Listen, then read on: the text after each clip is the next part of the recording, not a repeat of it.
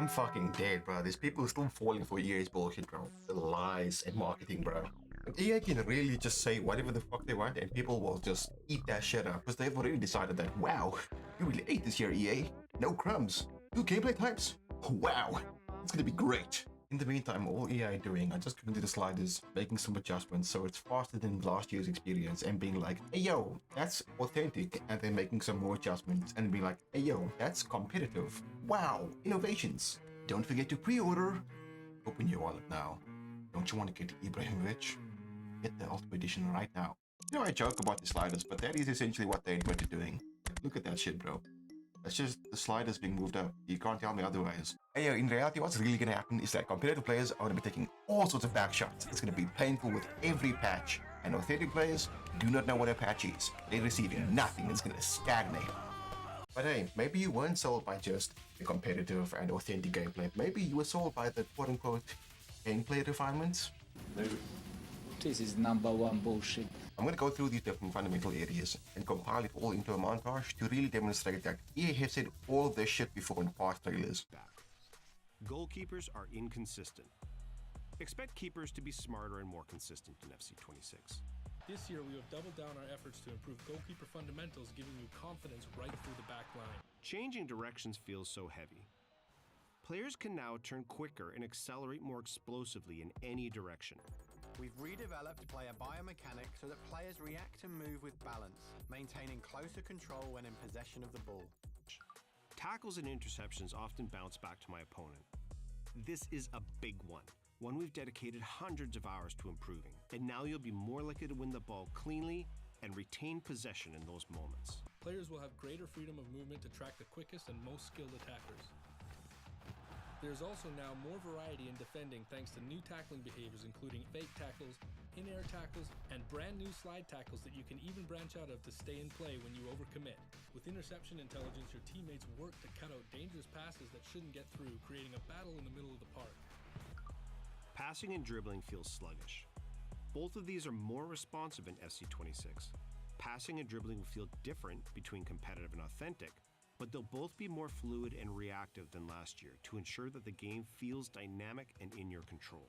Passing with purpose revolutionizes the way you pass. FIFA 15's agility and control feature brings true personality to the world's best players and gives you a remarkable level of control as you play the game.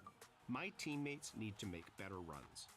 We agree that fluid attacking movement is key to fun and dynamic gameplay, and we've retuned the runs your teammates will make as you progress up the pitch to give you even more options and support. In FIFA 17, every player on the pitch has a heightened awareness of space, analyzing surrounding players and the situation to better understand current attacking opportunities and adapt to create space in the future.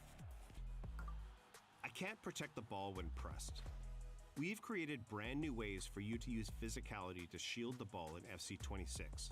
By pressing the shield button, you can now seal off your opponent as they try to press you or bump them with your shoulder as you dribble to make a bit of space. You now have the ability to trigger the physical play button in any situation, meaning you decide when to engage in a battle for the ball and space, or when to shield in any direction.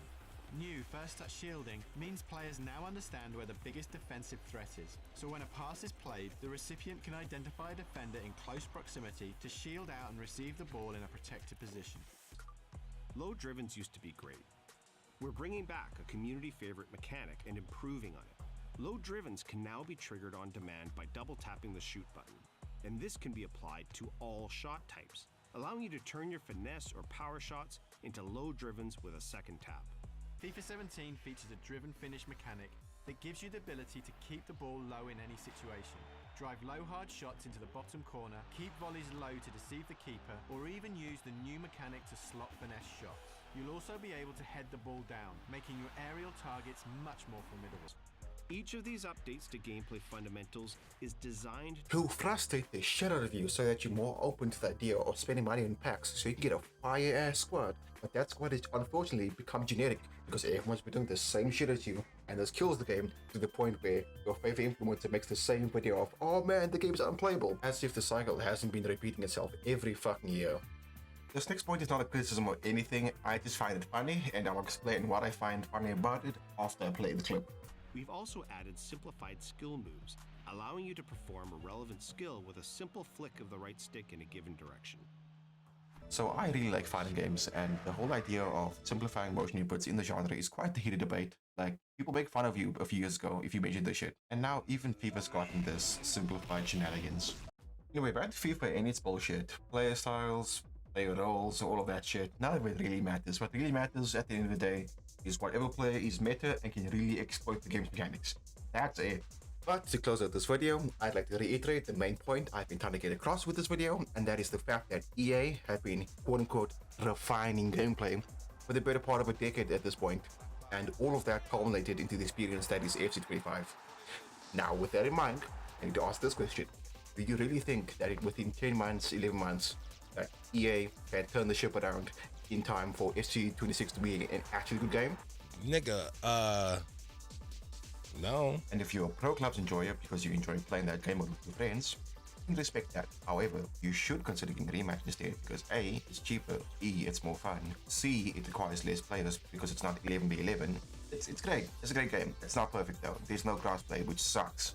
I know it's coming in hopefully September, but it still sucks that you have to wait for that. And with all of that out of the way, I'd like to end this video with a reminder that no matter how tender and how exquisite, a lie will remain a lie.